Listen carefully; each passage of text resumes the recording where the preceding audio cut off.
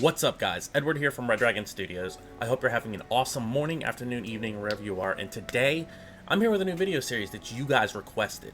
Now, before I get into all that, I want you guys to hit that subscribe button down at the bottom, because I've noticed that over 90% of you, 90%, come on guys, are watching my videos but aren't subscribed, okay? So here's what I'm going to do. When I hit 10,000 subscribers on this channel, I'll be giving away one copy of Element 3D to one lucky person in the comment section. Now, you have to watch the end of this video to find out more. That being said, let's get into the video. So today's video, I want to talk a little bit about After Effects a little bit and help you guys get started with this program. Specifically, some of the tools that I use on the regular in some of my projects or commissions. This way, this will help you guys get started with your new hobby or your new career path, should you choose that path, okay? So without further ado, let's go ahead and get into the program. So I first want to talk about the solid and shape layer. These are simple layers that can be manipulated into anything you like. However, there's a clear difference between the two. The first one is the solid layer, okay? As I set one up here, this is your basic layer. It has properties that allow you to add effects, such as a Bezier warp, which I'm about to do right now, which allows you to simply just move it around and make it look all bendy and wobbly and whatnot, okay? You got that, but you also have its standard properties like scale. You can modify its scale. You can move it around, so change the position. You can even rotate it in the project, right?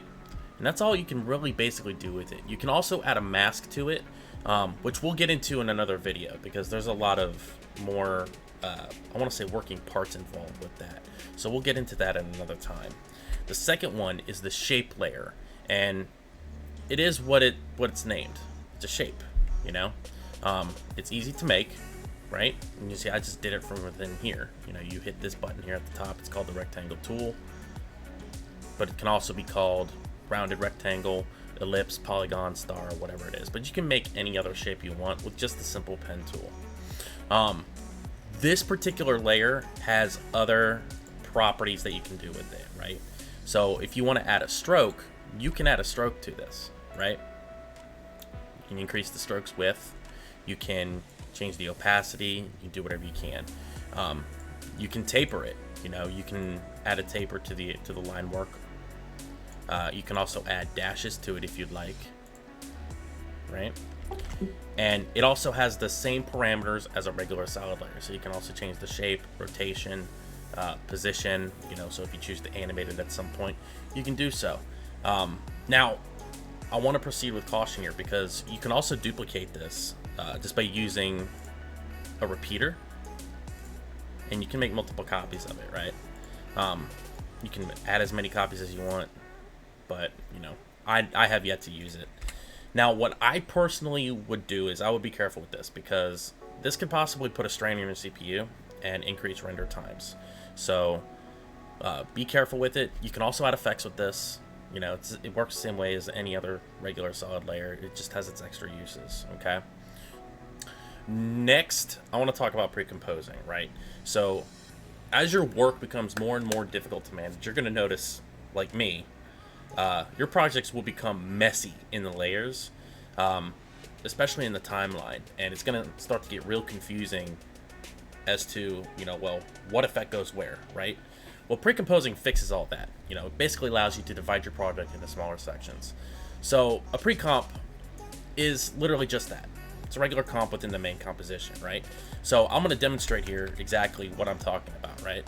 So I'm going to create a bunch of layers here to kind of give you an idea. And we're just using, you know, the regular letters here, you know, nothing flashy, nothing over the top, right? And then just for giggles, we'll duplicate all of this stuff, right? So now you've got a nice messy timeline, right? So what is pre-composing? Well, it is, like I said, it's to divide your project into smaller sections and make your project easier. So to do that, you simply highlight the ones that you want to be in the comp layer, okay? So I am going to do, let's say, a whole bunch of these, right? You're gonna highlight them all. You're going to right click and hit pre-compose, right? And you want to make sure here at the bottom it says move all attributes to the new composition, all right? And you can name it whatever you want. click OK, and it creates a pre-comp layer for you. All right, it acts like a normal solid layer inside the main comp, and you can add effects to it. You know, again, like a Bezier warp. You know, so you can move it around, make it look all flashy and all bendy and whatnot. You can change the scale.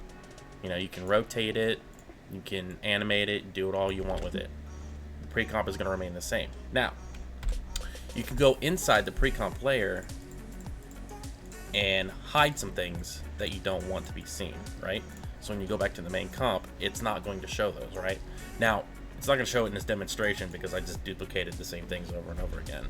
But you know what I mean. Now, if you choose to duplicate the pre-comp layer like multiple times, right? If you go into any one of them and change those parameters, all three of these pre-comps will change in real time, okay? It's the same pre-comp.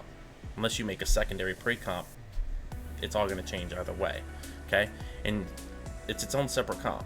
So you can even go into the separate comp itself, add an effect if you want. So you can add an effect here, like a glow, for instance, right? And like I said, it's going to affect just about everything in that pre-comp. Does that make sense? So there's your idea on pre-comping.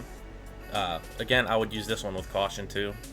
You can use as many pre-comps as you like, but at the end of the day, the more layers you have in your project, the longer your render time is going to be moving forward. So adjustment layers, right? Oh, this is going to be a fun one. So what is an adjustment layer? Well, it serves as a purpose similar to the composition in that they're not really necessarily needed, but they provide a quicker and better method to more frustrating and irritating processes, right?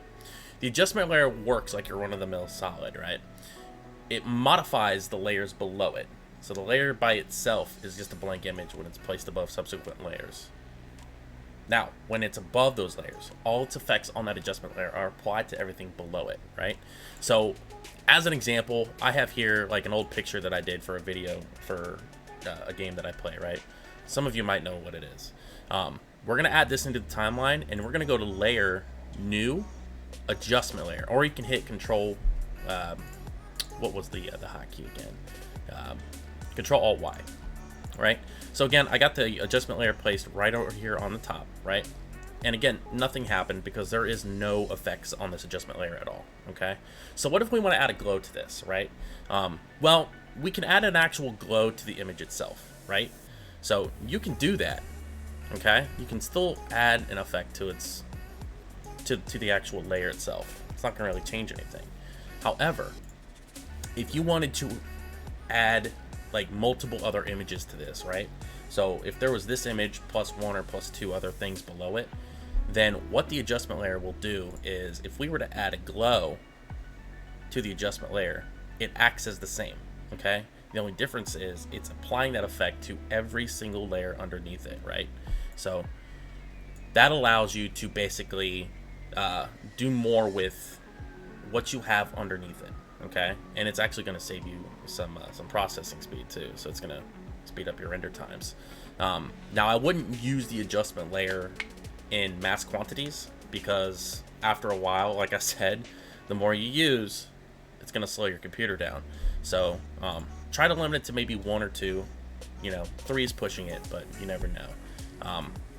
You are able to modify these as well. So if I were to change the scale of this, right? Then you can see how it's already changing in real time, right? You can change the scale, the position, you can rotate it. You can even apply a mask to it, which, you know, I can show here real quick. So some of them want to know, you know, some of you guys want to know how I do some of those soft boxes, right? This is done with the mask, right? So you just kind of feather it out and there you go. You kind of got your own little emanating glow there, right? So that's what an adjustment layer basically does. It's nothing too difficult to understand. Once you understand it and you know how to use it, then it gets even better with experience. Finally, let's talk about the 3D camera. This is the tool I use in about 90% of all the projects that you see on my channel, right? A lot of you know what I do. I will only go over a little bit here because there's much more to understand with 3D as I start talking a little more about After Effects, especially with Element 3D and its uses, right? So the 3D camera is simply that. It's a camera, okay? Let me go ahead and add it here. You've got parameters in here that you can set. So if you want a 24 millimeter, you can have a 24 millimeter, right? It just changes the focal length of it, right? That's all it does. Now, a 3D camera acts as a 3D layer in the timeline. It is always a 3D layer, no matter what, okay?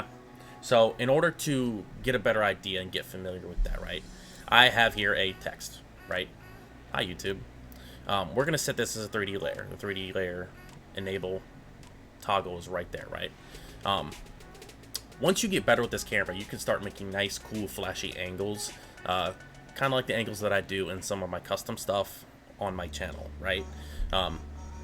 So the way that works is we're going to hit hotkey C, right? And it kind of lets you toggle through different types of camera motions, right? So if you want to rotate it, you can rotate it, right? And you can rotate it all the way around, you know?